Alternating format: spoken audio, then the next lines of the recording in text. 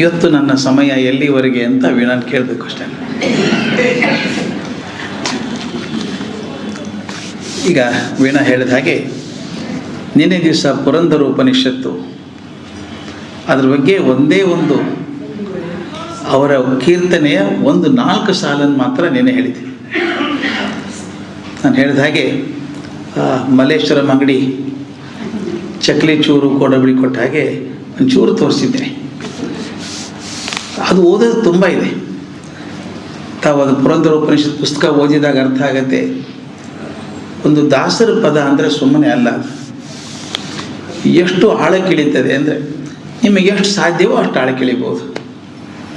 ನಾವು ಇಷ್ಟು ಸಾಕು ಅಂದರೆ ಅಷ್ಟೇ ಸಾಕು, ಇನ್ನೂ ಆಳಕ್ಕೆ ಹೋಗ್ತೀವಿ ಅಂದರೆ ಹೋಗ್ಬೋದು, ಅದಕ್ಕೆ ಮಿತಿ ಇಲ್ಲ. ಅಂಥ ಸಾಗರ ಅದು. ಈ ದಿವಸ ಅಂದ್ಕೊಂಡದ್ದು ನಾನು ಕನಕೋಪನಿಷತ್ತು ಕನಕದಾಸರ ಬಗ್ಗೆ ಇದ್ದಂಥ ಪುಸ್ತಕ. ಇದನ್ನು ದಯವಿಟ್ಟು ತಾವು ಓದಲೇಬೇಕಿದೆ. ನಾನು ಅತ್ಯಂತ ಪ್ರಿಯವಾದ ಪುಸ್ತಕ ಇದು. ಈಗಾಗಲೇ ಜೀರ್ಣಾವಸ್ಥೆಗೆ ಬಂದಿರೋ ಕಾರಣ ಅಂದರೆ ಅಷ್ಟು ಸಲ ಓದಿದ್ದೇನೆ ಅಂತ, ಅಷ್ಟು ಸಲ ಓದೋ ಅಂಥ ಪುಸ್ತಕ. ಆದ್ದರಿಂದ ಇದನ್ನು ನಾನು ಒಂದೇ ದಿವಸಕ್ಕೆ ಲಿಮಿಟ್ ಮಾಡೋಲ್ಲ.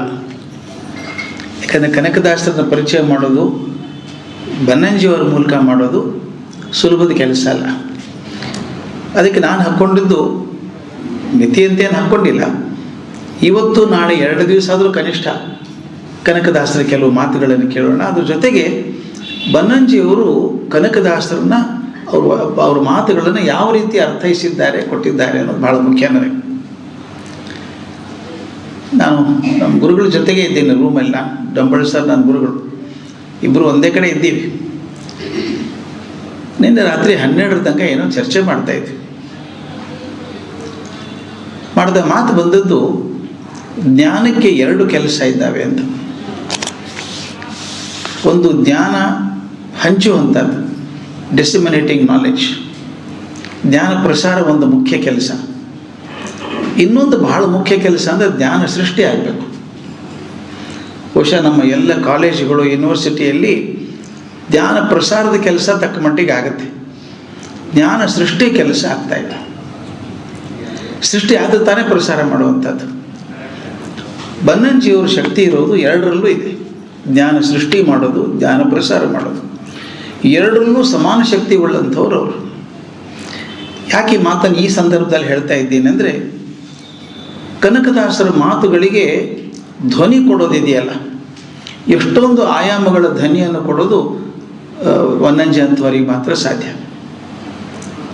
ಆ ಮಾತು ಕೆಲವು ಸಲ ನೇರ ಇರ್ತದೆ, ಕೆಲವು ಸುತ್ತು ಬಳಸಿ ಬರ್ತದೆ. ಅಲ್ಲಿ ಜ್ಞಾನ ಸೃಷ್ಟಿನೂ ಆಗುವಂಥದ್ದು, ಜ್ಞಾನ ಪ್ರಸಾರ ಆಗುವಂಥ 2 ಕೆಲಸ ಆಗ್ತದೆ. ಬಹಳ ಅಪರೂಪದ ಕೆಲಸ ಇದಾಗೋದು. ಇವತ್ತು ನಾನು ಹಾಕ್ಕೊಂಡಿರೋದು ಹೀಗೆ ರೂಪರೇಷೆ ಹಾಕ್ಕೊಂಡಿದ್ದು. ಅವರು ಎಷ್ಟು ಚೆಂದ ಮಾಡ್ತಾರೆ ಕನಕದಾಸನ ಪರಿಚಯ ಅಂದರೆ, ಇಂಥಲ್ಲಿ ಹುಟ್ಟಿದರು, ಈ ಮತದಲ್ಲಿ ಹುಟ್ಟಿದರು, ಈ ಪಂಥದಲ್ಲಿ ಹುಟ್ಟಿದರು, ಅದು ಯಾವುದೂ ಇಲ್ಲ. ನಮಗೆ ಬೇಕಾದದ್ದು ಕನಕದಾಸರ ಚಿಂತನೆ ಯಾವುದು, ಅದು ಹೇಗೆ ಶುರು ಮಾಡ್ತಾರೆ ನೋಡಿ ಅವರು. ಕೆಲವು ಸಲ ಅವ್ರ ಮಾತುಗಳನ್ನೇ ಹೇಳ್ತೀನಿ, ಸ್ವಲ್ಪ ಆರಾಮಾಗಿ ಕೇಳೋಣ. ಇವತ್ತು ಅವಸರ ಇಲ್ಲ, ಒಂದೊಂದೇ ಮಾತುಗಳು ಹಿಡ್ಕೊಳ್ಳೋಣ. ಈ ಶಬ್ದಕ್ಕೆ ಜೀವ ಇಲ್ಲ, ನಿರ್ಜೀವ ಶಬ್ದಗಳು.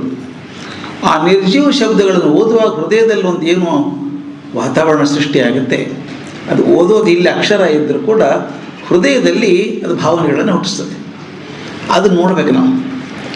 ಎಷ್ಟು ಚೆಂದ ಹೇಳ್ತಾರೆ ಅಂದರೆ, ಇಡೀ ದಾಸ ಸಾಹಿತ್ಯವನ್ನು ಗಮನಿಸಿದರೆ ಕವಿತೆಯ ಸೊಬಗನ್ನು ಮತ್ತು ಸಾಮಾಜಿಕ ಕಳಕಳಿಯನ್ನು, ಕಾವ್ಯ ಚಂದ ಬರಿಬೋದು, ಅದು ಸಾಮಾಜಿಕ ಕಳಕಳಿ ಇಲ್ಲದೆ ಹೋಗ್ಬೋದು, ಅಥವಾ ಒಂದು ಸಾಮಾಜಿಕ ಕಳಕಳಿ ಬಗ್ಗೆನೇ ಒಂದು ಬರಿಬೋದು, ಅದರ ಕವಿತ್ವ ಇಲ್ಲದೆ ಹೋಗ್ಬೋದು. ಅವೆರಡನ್ನೂ ಸೇರಿಸಿಕೊಂಡು ಅದ್ಭುತವಾಗಿ ಬರೆದಂಥ ದಾಸರಲ್ಲಿ ಪ್ರಮುಖರಾದವರು, ಎಲ್ಲರೂ ಪ್ರಮುಖರಾದವರು ಇಬ್ಬರು ಪುರಂದರ ದಾಸರು ಮತ್ತು ಕನಕದಾಸರು. ಹಾಗೆ ಸಾಕಷ್ಟು ಜನ ದಾಸರಿದ್ದಾರೆ. ಜಗನ್ನಾಥ ದಾಸರಿದ್ದಾರೆ, ವಿಜಯದಾಸರಿದ್ದಾರೆ, ಎಷ್ಟೊಂದು ಜನ ಇದ್ದಾರೆ. ವೆಂಕಟಗಿರಿ ಇದ್ದಾರೆ, ಪ್ರಸನ್ನ ವೆಂಕಟದಾಸರಿದ್ದಾರೆ. ಅವರೆಲ್ಲೂ ದೊಡ್ಡವರೇ.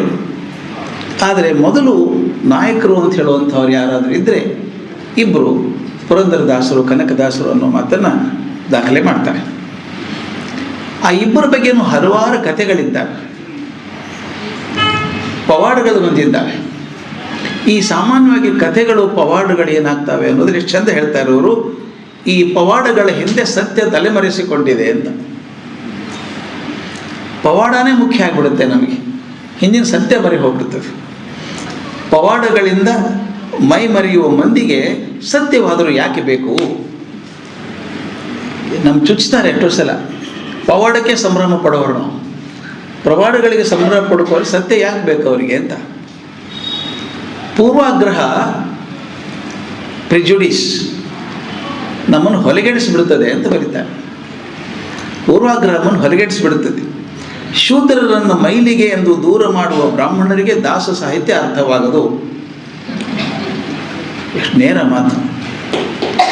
ಶೂದ್ರರನ್ನು ಮೈಲಿಗೆ ಎಂದು ದೂರ ಮಾಡುವ ಬ್ರಾಹ್ಮಣರಿಗೆ ದಾಸ ಸಾಹಿತ್ಯ ಅರ್ಥವಾಗದು. ಬ್ರಾಹ್ಮಣರನ್ನು ತೆಗಳುವುದೇ ಸತ್ಯದ ದಾರಿ ಎಂದು ತಿಳಿದ ಶೂದ್ರರಿಗೂ ಅರ್ಥವಾಗದು.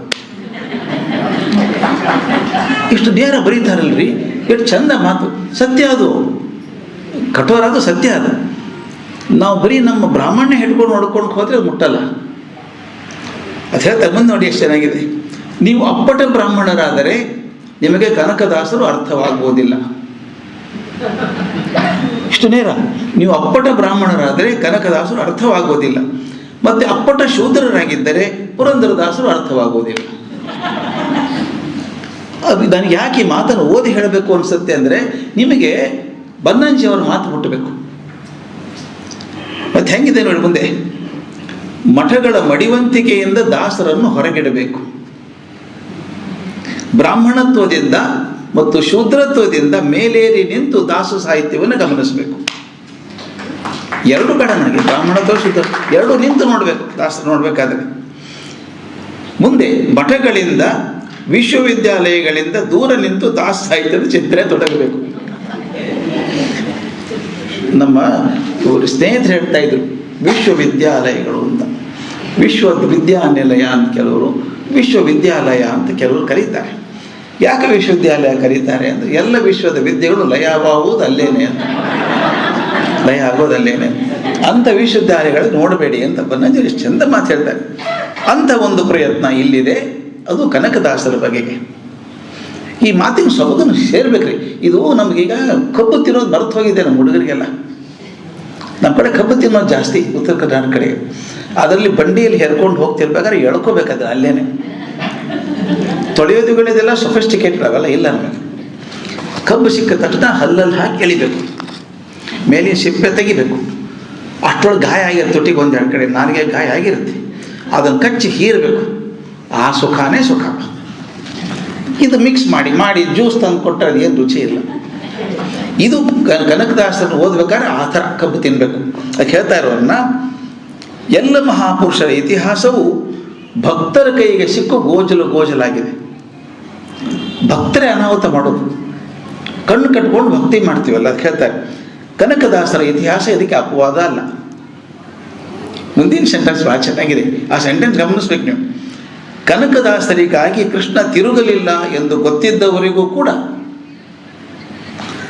ಕನಕದಾಸರಿಗಾಗಿ ಕೃಷ್ಣ ತಿರುಗಲಿಲ್ಲ ಎಂದು ಗೊತ್ತಿದ್ದವರಿಗೂ ಕೂಡ ಕೃಷ್ಣ ತಿರುಗಿದ್ದೇ ನಿಜ ಎಂದು ವಾದಿಸಿದರೂ ಒಂದು ಖುಷಿ ಇದೆ. ಗೊತ್ತಿದೆ ತಿರುಗಲಿಲ್ಲ ಅಂತ, ಆದರೂ ತಿರುಗಿದ ಅಂತ ಹೇಳೋ ಸಂತೋಷ ಇದೆ. ಯಾಕಂದರೆ ಇದೊಂದು ತಾಮಸ ಆನಂದ ಅಂತ. ಅವ್ರ ಪದಗಳು ಚಂದ, ತಾಮಸ ಆನಂದ ಇದೊಂದು. ಇನ್ನೊಂದು, ಇನ್ನು ಕೆಲವರಿಗೆ ಕೃಷ್ಣ ತಿರುಗಲಿಲ್ಲ ಎಂದು ಗೊತ್ತಿದ್ದರೂ ಕೂಡ ಕನಕದಾಸರಿಗೆ ಬ್ರಾಹ್ಮಣರು ಹೊಡೆದರು ಎಂದು ವಾದಿಸುವಲ್ಲಿ ಖುಷಿಯೋ ಖುಷಿ. ಕನಕದಾಸರು ಹೊಡೆದರು ಬ್ರಾಹ್ಮಣರು ಅಂತ. ಇದು ಇನ್ನೊಂದು ಬಗೆಯ ತಾಮಸ ಆನಂದ. ಮುಂದಿನ ಸೆಂಟೆನ್ಸ್ ಚೆನ್ನಾಗಿದೆ. ನಮಗೆ ಯಾವುದು ಇಷ್ಟವೋ ಅದೇ ಐತಿಹಾಸಿಕ ಸತ್ಯ ಅಂತ ನಮ್ಮ ಸ್ವಾರ್ಥ ರಾಗದ್ವೇಷಗಳು ನಂಬಿಸಿಬಿಡ್ತಾರೆ. ನಾವು ಯಾವ ಸತ್ಯ ಅಂತಾನೆ ಅದೇ ಐತಿಹಾಸಿಕವಾದದ್ದು, ಅದೇ ಸತ್ಯ ಅಂತ ಹೇಳಿಬಿಡ್ತೀವಿ, ನಂಬಿಸ್ಬಿಡ್ತೀವಿ ಅಂತ. ಇದಕ್ಕೊಂದು ನೇರ ಉಪಾಯ ಏನು ಅಂದರೆ ಹೇಳ್ತಾರೆ, ಎಲ್ಲ ಕಥೆಗಳನ್ನು, ದಾಖಲೆಗಳಿಲ್ಲದ ಎಲ್ಲ ಕಥೆಗಳನ್ನು ಬಿಟ್ಟು ದಾಸರದೇ ಅನ್ನುವಂಥ ಕೆಲವು ವಚನಗಳನ್ನು ನೋಡಿದಾಗ ಮಾತ್ರ ಅವರ ನಡೆ, ಅವ್ರ ಚಿಂತನೆ ಏನು ಅಂತ ಗೊತ್ತಾಗ್ತದೆ ಅಂತ. ಭಾಳ ಸತ್ಯ ಇದೆ. ಪವಾಡಗಳಿಂದ ಮರೆತಂಥದ್ದು, ದಾಖಲೆಗಳಿಲ್ಲದಂಥ ಅತಿರಂಜಿತವಾದಂಥ ಕೆಲವು ಕಾವ್ಯಗಳನ್ನು ಬಿಟ್ಟು ದಾಸರದೇ ಅನ್ನುವಂಥದ್ದನ್ನು ಹುಡುಕಬೇಕು. ಮುಂದಿನ ಸಾಲ ಚೆನ್ನಾಗಿದೆ ಹೇಳೋದು. ಆದರೆ ಈ ಕಾಲಕ್ರಮದಲ್ಲಿ ಏನು ಸಮಸ್ಯೆ ಬಂದಿದೆ ಅಂದರೆ, ಒಬ್ಬ ದಾಸರ ಹಾಡು ಇನ್ನೊಬ್ಬರ ದಾಸರ ಹೆಸರಿನಲ್ಲಿ ಪ್ರಚಾರ ಆಗಿದೆ. ತಾವು ಕಂಡಿದ್ದೀರಿ, ಬೇಕಾದಷ್ಟು ಹಾಡಿದ್ದಾರೆ. ಇದು ಕನಕದಾಸರದಲ್ಲ, ಇದು ಪುರಂದರದಾಸರದು ಅಂತ, ಪುರಂದರದಾಸಲ್ಲ ಕನಕದಾಸರದು ಅಂತ ಕೆಲವು ಹೇಳ್ತಾರೆ. ಅದಕ್ಕಿಂತ ವಿಶೇಷ ನಾನು ಹೇಳ್ತೀನಿ, ವಚನಗಳಲ್ಲಿ ಕೂಡ ಗೊತ್ತಿಲ್ಲ. ಅಂದರೆ ದಾಸರ ಪದ ಅಲ್ಲಿ ಬಂದಿದೆ ಅಂತ ಅವರು ಅಕ್ಕಮಹದೇವ ವಚನ ದಾಸರು ತೋರಿಸ್ತಾರೆ ಅಂತ ಇವರು. ಅಂಬಿಗ ನಾನಿನ್ನ ನಂಬಿದೆ ಅತ್ಯಂತ ಜನಪ್ರಿಯ ಹಾಡು, ಪುರಂದರದಾಸರದು ಅಂತ ಒಪ್ಕೊಂಡಿದ್ದೀವಿ.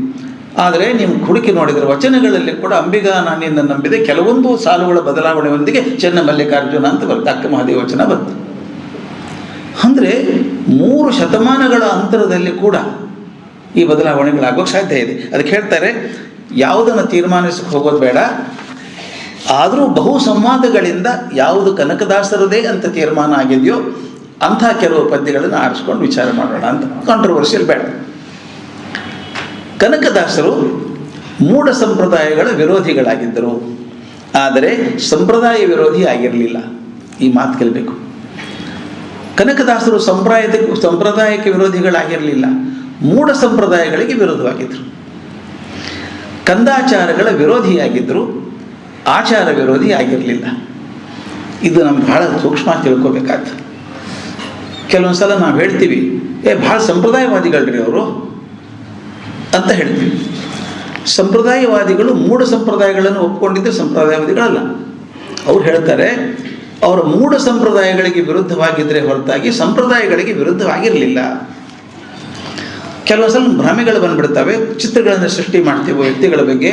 ಈ ಮನುಷ್ಯ ಹೀಗೇನೆ, ಭಾಳ ಸಂಪ್ರದಾಯವಾದಿ ಮನುಷ್ಯರು ಅಂತ ಅಂದ್ಕೋತೀವಿ. ಗುಂಡಪ್ಪನವ್ರ ಬಗ್ಗೆ ಅದೇ ಮಾತಿತ್ತು, ಗುಂಡಪ್ಪ ಭಾಳ ಸಂಪ್ರದಾಯವಾದಿ ಅಂತ. ಹಂಗಿರಲಿಲ್ಲ, ಖಂಡಿತ ಇರಲಿಲ್ಲ. ಒಂಥರ ರೆವಲ್ಯೂಷನರಿ ಆಗಿದ್ದರು ಅನ್ನೋದನ್ನು ಹತ್ತಿರದಿಂದ ಕಂಡವರಿಗೆ ಮಾತ್ರ ಗೊತ್ತದು. ಒಂದು ಘಟನೆಯನ್ನು ನಮ್ಮ ರಾಮಸ್ವಾಮಿಯವರು ಎಷ್ಟು ಚೆಂದ ಹೇಳ್ತಿದ್ರು, ಅವ್ರ ಜೊತೆಗಿದ್ದವ್ರು 35 ವರ್ಷ. ಒಂದು ಪತ್ರ ಬಂತು ಶಿವಮೊಗ್ಗೆಯಿಂದ ಗುಂಡಪ್ಪನವರಿಗೆ. ಒಬ್ಬ ಬ್ರಾಹ್ಮಣ ಹೆಣ್ಮಗಳು, ಸುಮಾರು 26, 27, 28 ವರ್ಷ ಇರಬೇಕು, ಮದುವೆಯಾಗಿ 2 ವರ್ಷಕ್ಕೆ ಗಂಡ ಸತ್ತೋಗಿದ್ದಾನೆ. ಅವ್ರ ಸಂಪ್ರದಾಯದ ಪ್ರಕಾರ ಆಕೆ ತಲೆ ಬೋಳಿಸಿ ಕೆಂಪು ಸೀರೆ ಉಡಿಸಿ ಕೂಡಿಸ್ಬೇಕು ಅಂತ ತೀರ್ಮಾನ ಮಾಡಿದ್ದಾರೆ.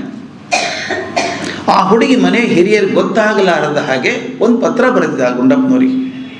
ನಮ್ಮ ಮನೇಲಿ ಹಿಂಗೆ ತೀರ್ಮಾನ ಮಾಡಿದ್ದಾರೆ, ಇದು ಧರ್ಮಕ್ಕೆ ಬೇಕಾದದ್ದು ಅಂತ ಹೇಳ್ತಾರೆ, ಧರ್ಮದ ಪ್ರಕಾರ ಮಾಡಬೇಕಂತ ಹೇಳ್ತಾರೆ, ಇದು ಧರ್ಮದಲ್ಲಿ ಇದೆಯಾ ಸರ್? ಆ ಹೆಣ್ಮಗಳು ಪತ್ರ ಬರೆದಿದ್ದಾರೆ. ಅದು ನೆನೆಸ್ಕೊಂಡು ನನಗೆ ಒಂಥರ ಅನಿಸುತ್ತೆ. ರಾಮಸ್ವಾಮಿ ಹೇಳಿದರು, ಅದನ್ನು ಪತ್ರ ಓದಿದಾಗ ಮಗು ಹತ್ತಂಗೆ ಹತ್ತು ಬಿಟ್ಟರು ಗುಂಡಪ್ಪನವರು. ತಕ್ಷಣ ಬರ್ಕೋಂತ ಉತ್ತರ ಬರೆಸಿದ್ರು. ಇದು ನೋಡಿ ಹೇಗಿದೆ, ಉತ್ತರ ಬರೆಸಿದ್ದು ಎಷ್ಟು ಗಟ್ಟಿಯಾಗಿ ಬರೆಸಿದ್ದಾರೆ ನೋಡಮ್ಮ. ನೀನು ಮದುವೆಗಿಂತ ಮೊದಲು ಕೂಡ ಕುಂಕುಮ ಇಟ್ಕೋತಾ ಇದ್ದೆ, ಅದನ್ನು ಗಂಡನಿಂದ ಬಂದದ್ದಲ್ಲ, ಮದುವೆಯಿಂದ ಬಂದಾಗ ಕುಂಕುಮ ಇಟ್ಕೋ. ಮೊದಲು ಬಣ್ಣದ ಬಟ್ಟೆ ಉಟ್ಕೋತಾ ಇದ್ದೆ ನೀನು, ಈಗ ಉಟ್ಕೋ. ಏನು ಬದಲಾಗಿಲ್ಲ. ದುಃಖ ಇದೆ, ದುಃಖನೇ ತಾಳ್ಕೋಬೇಕಾದದ್ದು, ಜೀವನ ಪರ್ಯಂತ ಇರುವಂಥದ್ದು. ನೀನು ತೆಗೀಲೇಬೇಕು ಅಂತ ಏನಾದರೂ ಇದ್ದರೆ ಮದುವೆಯಿಂದಾಗಿ ಬಂದಂಥ ಮಂಗಳಸೂತ್ರ ಬೇಕಾದ್ರೆ ತೆಗಿ, ಬೇರೆ ಚೈನ್ ಹಾಕೋ, ಕಾಲುಂಗರ ತೆಗಿಬೇಕಾದ್ರೆ, ಬೇಕು ಅಂದರೆ ಅದು ತೆಗಿಬೇಕು ಅಂತೇನಿಲ್ಲ, ನೀನು ಆಭರಣ ಕೊಟ್ಟಿದ್ದಾರೆ ನಿನಗದು ಅಂತ ಹೇಳಿ ಯಾವುದು ಸರಿ ಅನ್ನೋದನ್ನು ಅಷ್ಟು ಸ್ಪಷ್ಟವಾಗಿ ಪತ್ರ ಬರೆದು ಕಳಿಸಿದ್ರು. ಇದು ಯಾವ ಧರ್ಮದಲ್ಲೂ ಇಲ್ಲ, ಯಾವ ಧರ್ಮದಲ್ಲೂ ಹೀಗೆ ಮಾಡಬೇಕು ಅಂತ ಇಲ್ಲ, ಇದು ಅಪಚಾರ, ಇದು ದಯವಿಟ್ಟು ಒಪ್ಪಬೇಡ ನೀವು ಬರೆದು ಕಳಿಸಿದ್ರು. ಗುಂಡಪ್ಪನವರು ಸಂಪ್ರದಾಯ ವಿರೋಧಿ ಅಂತ ಯಾಕೆ ಕರಿತೀವಿ ನಾವು? ವಿಧವಾ ವಿವಾಹ ಮಾಡಿದವರು, ಪುರೋಹಿತರು ಬರಲಿಲ್ಲ ಅಂತ ತಾವೇ ನಿಂತು ವಿವಾಹ ಮಾಡಿದವರು. ಎದಕ್ಕೆ ಹೇಳ್ತಾರೆ? ಆ ಚಂದ ಮಾತು ಬರೆದು ಹೇಳ್ತಾ ಇರೋದನ್ನು, ತಿಳುವಳಿಕೆ ಇದ್ದವರ ದಾರಿ ಇದು ಅಂತ, ತಿಳುವಳಿಕೆ ಇದ್ದವರ ದಾರಿ ಇದು ಅಂತ ಬನಂಜಿಯವರು ಹೇಳ್ತಾರೆ. ಕನಕದಾಸರು ಅದೇ ದಾರಿಯಲ್ಲಿ ಸಾಗಿದವರು. ಅಧ್ಯಾತ್ಮದ ಸಾಧನೆ ನಡೆದ ದಾರಿ ಯಾವುದು, ಅವ್ರದ್ದು ಯಾವ ದಾರಿಯಲ್ಲಿ ನಡೆದ್ರು ಅವರು ಅಂತ ಇದನ್ನು ಅವ್ರ ಹಾಡುಗಳಲ್ಲೇ ಹುಡುಕಬೇಕು. ಎಷ್ಟು ಚಂದ ಇದೆ ನೋಡಿ. ಶ್ರೀ ವೈಷ್ಣವರ ಕಣ್ಣಿಗೆ ಅವರು ಶ್ರೀ ವೈಷ್ಣವರ ಹಾಗೆ ಕಾಣುತ್ತಾರೆ. ಕನಕದಾಸರು ಶ್ರೀ ವೈಷ್ಣವರ ದೃಷ್ಟಿ ಅವನೇ ಕಾಣುತ್ತಾರೆ, ಮಾಧ್ವರ ದೃಷ್ಟಿಯಲ್ಲಿ ವೈಷ್ಣವರು ಹಾಗೆ ಕಾಣ್ತಾರೆ. ಯಾರು ಅವರು? ಅವು ಎರಡೂ ಅಲ್ಲ. ಚಂದ ಹೇಳ್ತಾರೆ ಅವರು ಎರಡೂ ಅಲ್ಲ, ಸ್ವತಂತ್ರ ಚಿಂತಕರು. ಇದನ್ನು ನೆನೆಸ್ಬೇಕಪ್ಪ. ಬೇರೆ ಪ್ರಾಣಿಗಳಿಗೆ ಹೋಗೋಕೆ ದಾರಿ ಬೇಕು, ಸಲಗಕ್ಕೆ ದಾರಿ ಬೇಕಾಗಿಲ್ಲ, ಹೋದದ್ದೇ ದಾರಿ ಅಲ್ವಾ? ಸ್ವತಂತ್ರ ಚಿಂತಕರವರು. ಇದಿಷ್ಟಾದರೆ ಆಗಲೇ ಪ್ರತ್ಯಕ್ಷ ಹೇಳಿದಾರಲ್ಲ, ಅಂದ್ಬಿಟ್ಟು ಇಲ್ಲಿ ಯಾಕೆ ಬಂದ್ರಿ ಅಂದ್ರೆ ಇದಿಷ್ಟ ಆಯಿತು ಬಂದೆ ಅಂತ. ಹಾಗೆ ಇದು ಪಾರ್ಟಿ ಚೇಂಜ್ ಮಾಡೋದು ಪ್ರಸಂಗ ಅಲ್ಲ. ಯಾವುದು ಆದರ್ಶ ಚೆನ್ನಾಗಿ ಅನಿಸಿ ಇಟ್ಕೋಬೇಕಾದ್ರೆ ಬದಲಾಯಿಸ್ಕೊಂಡು ಹೋದಂಥವ್ರು ಬರೀತಾರೆ ನೋಡಿ, ಚೆನ್ನಾಗಿದ್ದಾರೆ. ಯಾವ ಪಂಥಕ್ಕೂ ಬದ್ಧವರಾದವರಲ್ಲ, ಮೂಲತಃ ಅವ್ರಿಗೆ ಹರಿಹರ ಭೇದವಾದಿಗಳೊಂದು ವಾದಿಸುವವರು ಉಂಟು. ಅವ್ರ ಇಷ್ಟಕ್ಕೆ ತಕ್ಕಂತೆ ಕನಕದಾಸರು ಬದಲಾಗುತ್ತಾರೆ, ಇಷ್ಟಕ್ಕೆ ತಕ್ಕ ಹಾಗೆ. ವಾಸ್ತವವಾಗಿ ಕನಕದಾಸರು ಏನು ಅವ್ರ ಇಷ್ಟ ಅಂತ ಯಾರೂ ಯೋಚಿಸೋದಿಲ್ಲ.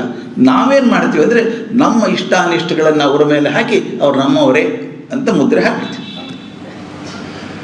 ಕನಕದಾಸರು 3 ಹಂತಗಳನ್ನು ಗುರುತಿಸ್ತಾರೆ ಬನ್ನಂಜಿಯವರು ಕನಕದಾಸರ ಜೀವನದಲ್ಲಿ. ನಾವು ಸ್ವಲ್ಪ ನೆನಪಿಡಬೇಕಾದದ್ದು, ಮೊದಲು ಅವರು ಶ್ರೀವೈಷ್ಣವ ಪ್ರಭಾವಕ್ಕೆ ಒಳಗಾಗುವುದಕ್ಕಿಂತ ಮೊದಲು ಅವರು ಹರಿಹರರಲ್ಲಿ ಏಕಭಾವವನ್ನು ಕಂಡಿದ್ದರು ಅಂತ ಒಂದು ಹಾಡಿದೆ ಅವರದು, ಎಷ್ಟು ಚೆನ್ನಾಗಿದೆ.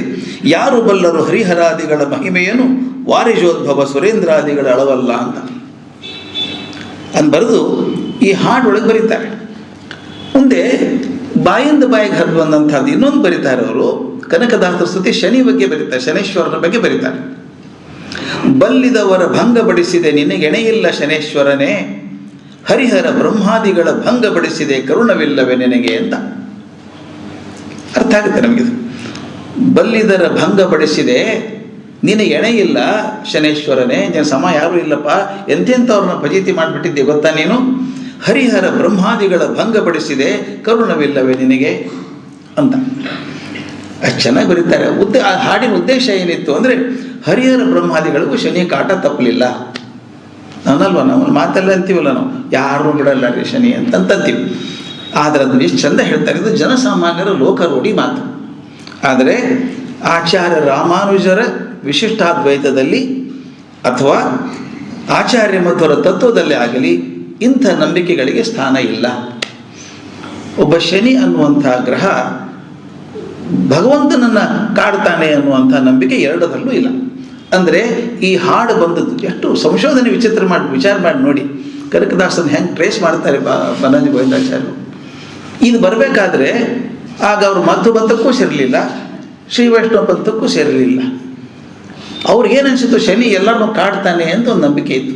ಹರಿಹರ ಬ್ರಹ್ಮಾದಿಗಳಿಗೆ ಕೂಡ ಶನಿ ಕಾಡ್ತಾನೆ ಅಂತ ಒಂದು ಮಾತಿತ್ತು. ಹೇಳ್ತಾರೆ ಇಂಥ ಮಾತು ನಂಬಿಕೆ ಸ್ಥಾನ ಇಲ್ಲ. ಇನ್ನು ಎರಡನೇ ಹಂತ ಬರುವಂಥದ್ದು ಜೀವನದಲ್ಲಿ, ಕನಕದಾಸರ ಜೀವನದಲ್ಲಿ ಅವರು ಆಚಾರ್ಯ ರಾಮಾನುಜಾಚಾರ್ಯರ ಪ್ರಭಾವಕ್ಕೆ ಒಳಗಾದಂಥದ್ದು. ಸಂದರ್ಭ ಯಾವುದು? ವಿಜಯನಗರ ಸಾಮ್ರಾಜ್ಯ ಉಚ್ಛ್ರಾಯ ಸ್ಥಿತಿಯಲ್ಲಿತ್ತು, ಕೃಷ್ಣದೇವರಾಯ ಇದ್ದ. ಆಗ ಅತ್ಯಂತ ಜನಮಾನ್ಯರಾಗಿದ್ದವರು ತಾತಾಚಾರ್ಯರು. ಆ ತಾತಾಚಾರ್ಯರ ಪ್ರಭಾವ ಕನಕದಾಸರ ಮೇಲೆ ಹೆಚ್ಚಾಗಿತ್ತು. ಮೋಹನ ತರಂಗಿಣಿ ಕಾವ್ಯದಲ್ಲಿ ತಾತಾಚಾರ್ಯನ ಗುರುಸ್ಥಾನದಲ್ಲಿ ಇಡ್ತಾರೆ ಕನಕದಾಸರು. ಅಂದರೆ ಅವ್ರು ತುಂಬ ಪ್ರಭಾವ ಆಗಿತ್ತು ಅವ್ರ ಮೇಲೆ ಅಂತ.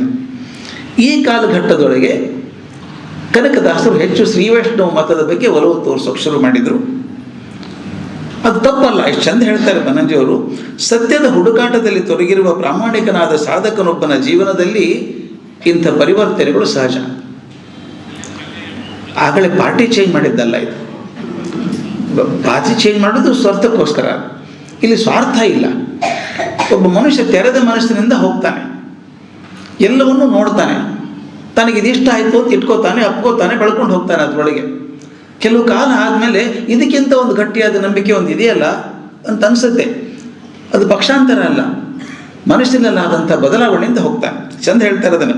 ಪ್ರಾಮಾಣಿಕವಾಗಿ ತೊಡಗಿದ ಸಾಧಕನೊಬ್ಬನ ಜೀವನದಲ್ಲಿ ಇಂಥ ಪರಿವರ್ತನೆಗಳು ಸಾಮಾನ್ಯ. ಈ ಪ್ರಭಾವದಿಂದ ಒಂದು ಹಾಡು ಎಷ್ಟು ಪ್ರೂಫ್ ಕೊಟ್ಕೊಂಡು ಹೋಗ್ತಾರೆ, ಅದು ಮುಖ್ಯ. ಬನ್ನಂಜಿಯವರು ಪ್ರಭಾವ ಆದದ್ದು ಹೆಂಗೆ ಗೊತ್ತಾಗುತ್ತೆ? ಒಂದು ಹಾಡಿದೆ ನೋಡಿ. ರಾಮಾನುಜರೇ ನಮೋ ನಮೋ, ಸ್ವಾಮಿ ಲಕ್ಷ್ಮಣ ರೂಪ ನಮೋ ನಮೋ, ಕೇಶವ ಪಾದಾಂಬುಜ ಮಧುಕರ ಪಾಷಂಡ ಗರ್ವಹರ ಗುರುತಿಲಕ, ಶೇಷಾವತಾರಿ ಮುನೀಶ ವಂದಿತ ಆದಿಕೇಶವ ಮೂರ್ತಿ ನಮೋ ನಮೋ. ಆದಿಕೇಶವನ್ನು ಬಿಟ್ಟಿಲ್ಲ, ಆದರೆ ಈಗ ಹರಿಹರ ಬ್ರಹ್ಮಾದಿಗಳು ತೊಂದರೆ ಕೊಡೋದು ಬಿಟ್ಟರು. ಈಗ ಬಂದದ್ದೇನು ಅಂತಂದರೆ ರಾಮಾನುಜರ ಬಗ್ಗೆ ಹೇಳಬೇಕಾದ್ರೆ, ರಾಮಾನುಜರೇ ನಮೋ ನಮೋ, ಸ್ವಾಮಿ ಲಕ್ಷ್ಮಣ ರೂಪ ನಮೋ ನಮೋ. ಈ ಆಚಾರ್ಯ ರಾಮಾನುಜರಿಗೆ ಈ ಹೆಸರು ಯಾಕೆ ಬಂತು ಅಂತ ನಮ್ಗೆ ಗೊತ್ತಿದೆ. ರಾಮನ ಅನುಜ ಅಂತ ಲಕ್ಷ್ಮಣ, ಅಲ್ಲಿ ಎಷ್ಟು ಚಂದ ಅನಾಲಿಸಿಸ್ ಇದೆ ನೋಡಿ. ವಾಸ್ತವವಾಗಿ ರಾಮನ ಅನುಜ ಲಕ್ಷ್ಮಣ. ಆದರೆ ಶ್ರೀವೈಷ್ಣವರಲ್ಲಿ ಕೆಲವು ಗೊಂದಲ ಇದೆ. ಅವ್ರ ಪ್ರಕಾರ ರಾಮನ ನೇರ ಅನುಜ ಭರತ, ಭರತನ ಅನುಜ ಲಕ್ಷ್ಮಣ. ಹಾಗಾದರೆ ರಾಮಾನುಜ ಅಂತ ಯಾಕಬೇಕು? ರಾಮಾನುಜ ಅಂದರೆ ಭರತ ಆಗ್ತಾನಲ್ಲ. ಅದನ್ನು ಕ್ಲಿಯರಿಫೈ ಮಾಡೋದಕ್ಕೆ ಕನಕದಾಸರು ಎಷ್ಟು ಚಂದ ಬರೆಸಿದ್ದಾರೆ ಅಂದರೆ, ಶೇಷಾವತಾರಿ ಮುನೀಶ ವಂದಿತ ಅಂತ. ಲಕ್ಷ್ಮಣ ಶೇಷಾವತಾರಿ. ಆದ್ದರಿಂದ ಇಲ್ಲಿ ಲಕ್ಷ್ಮಣಗೆ ಬೇರೆ ಚಿಂತೆಗೆ ಅವಕಾಶವೇ ಇಲ್ಲ, ಭರತ ಅಲ್ಲ ಇಲ್ಲಿ. ಆದ್ದರಿಂದ ಅದನ್ನು ಕ್ಲಾರಿಫೈ ಮಾಡೋದಕ್ಕೆ ಮೊದಲು ಹೇಳಿದವರು ರಾಮಾನುಜರೇ ನಮೋ ನಮೋ ಅಂತ ಹೇಳಿ ಕ್ಲಾರಿಫೈ ಮಾಡೋದಕ್ಕೆ ಶೇಷಾವತಾರಿ ಮುನೀಶ ವಂದಿತ ಆದಿಕೇಶವ ಮೂರ್ತಿ ನಮೋ ನಮೋ ಅಂತ. ಅಂದರೆ ಲಕ್ಷ್ಮಣನು ಆದಿಶೇಷನಾಗಿದ್ದವನು, ಇವರು ಆದಿಶೇಷರಾದ್ದರಿಂದ ಲಕ್ಷ್ಮಣನ ಅವತಾರ ಇವರು, ಆದ್ದರಿಂದ ರಾಮನ ಅನುಜ ಅಂತ ಸ್ಪಷ್ಟ ಮಾಡುವಂಥದ್ದು. ಈ ಪಾತ್ರಗಳನ್ನು ಹೇಳ್ತಾ ಹೋದಾಗ ಮುಂದೆ ಒಂದು ವಿಷಯ ಬರ್ತದೆ. ನಾನು ಕೆಲವೊಂದನ್ನು ಮಾತ್ರ ಆರಿಸ್ಕೋತೀನಿ, ಇಷ್ಟಾದರೂ ಕೆಲವೊಂದು ಸ್ವಲ್ಪ ಜಾಸ್ತಿನೇ ತೊಗೊಂಡಿದ್ದೀನಿ, ಸ್ವಲ್ಪ ಅಂತಲ್ಲ. ಕನಕದಾಸರು 3ನೇ ಹಂತವನ್ನು ಗುರುತಿಸ್ತಾರೆ. ಮೊದಲನೇ ಹಂತ ಚಿಂತಕನಾಗಿದ್ದದ್ದು, 2ನೇದ್ದು ಶ್ರೀ ವೈಷ್ಣವ ಪ್ರಭಾವಕ್ಕೊಳಗಾದದ್ದು, 3ನೇದ್ದು ತಮ್ಮನ್ನು ಸಂಪೂರ್ಣವಾಗಿ ಆಚಾರ್ಯರ ಮಧ್ವರ ಮತಕ್ಕೆ ಒಪ್ಪಿಕೊಂಡದ್ದು. ಇವರು ಕೀರ್ತನೆಗಳಿಂದ ಖಚಿತವಾಗಿ ಗೊತ್ತಾಗುತ್ತೆ. ಕನಕದಾಸರ ಜೀವದ ಯೋಗ್ಯತೆ ಬಹಳ ದೊಡ್ಡದು. ಕೆಲವು ಮಾತುಗಳು ಅವರದೇ ಮಾತನ್ನು ಹೇಳ್ತಾ ಇದ್ದೇನೆ. ಇನ್ನೊಂದು ಅವ್ರಿಗೆ ಅನುಕೂಲ ಇತ್ತು ಭಗವತ್ ಕೃಪೆಯಿಂದ. ನಾನು ಈ ಮಾತನ್ನು ಯಾವಾಗಲೂ ಹೇಳ್ತೀನಿ, ಆಗಲೇ ಪ್ರತ್ಯೂಷ್ ಅವರು ಅದೇ ಹೇಳಿದರು. ಇಲ್ಲಿ ಬಂದದ್ದು ಒಂದು ಡಿವೈನ್ ಪ್ಲ್ಯಾನ್ ಅಂತ ಹೇಳಿದರು. ಅವ್ರು ಬಂದದ್ದು ಡಿವೈನ್ ಪ್ಲ್ಯಾನ್. ಯಾರೂ ಬರಬೇಕಾಗಿತ್ತು, ಬರಲಿಲ್ಲ, ನಾನು ಬಂದೆ. ಇದೊಂದು ಡಿವೈನ್ ಪ್ಲ್ಯಾನ್. ನಾನು ಅದನ್ನು ಡಿವೈನ್ ಡಿಸೈನ್ ಅಂತ ಕರಿತೀನಿ. ನಾವು ಸಾಮಾನ್ಯ ಮಾತಾಡ್ಬೇಕಾದ್ರೆ ಐ ಆಕ್ಸಿಡೆಂಟ್ಲಿ ಮೆಟ್ ಹಿಮ್ ಅಂತೀವಿ, ಅಕಸ್ಮಾತ್ತಾಗಿ ಸಿಕ್ಕರು ದಾರಿಯಲ್ಲಿ ಅಂತ. ನನ್ನ ಪ್ರಕಾರ ಯಾರೂ ಅಕಸ್ಮಾತ್ತಾಗಿ ಸಿಕ್ಕೋಲ್ಲ. 800 ಕೋಟಿ ಜನ ಇದ್ದಾರೆ ಪ್ರಪಂಚದಲ್ಲಿ, ನಾವಿಬ್ಬರೇ ಹೆಂಗೆ ಭೇಟಿ ಆಗೋದು?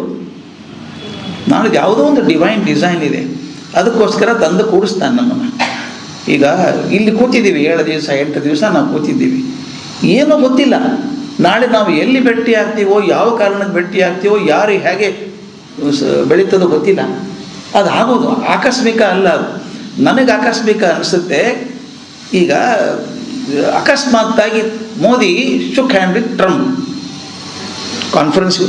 ಅಕಸ್ಮಾತ್ ಅಲ್ಲ, ಅದು ಡಿವೈನ್ ಡಿಸೈನ್. ಅದು ಏನೂ ಆಗಬೇಕಾಗಿರುತ್ತೆ ಮುಂದೆ. ಅದು ಮುಂದೆ ಆಗೋ ಲಕ್ಷಣ ನನಗೆ ಮ್ಯಾಪ್ ಸಿಕ್ಕಿಲ್ಲ. ಅದು ನನ್ನ ಕಡೆ ಮ್ಯಾಪ್ ಇಲ್ಲ ಅಂದರೆ ಮ್ಯಾಪ್ ಇರಲಿಲ್ಲ ಅಂತಲ್ಲ, ಮ್ಯಾಪ್ ಇರೋನೊಬ್ರು ಇದ್ದಾನೆ, ಅವನು ಕಂಡಿದ್ದಾನೆ. ಅದು ಎಷ್ಟು ಚಂದ ಹೇಳ್ತಾರೆ ಅಂದರೆ, ಅವ್ರಿಗೊಂದು ಭಾಗ್ಯ ಸಿಕ್ತು ಕನಕದಾಸರಿಗೆ.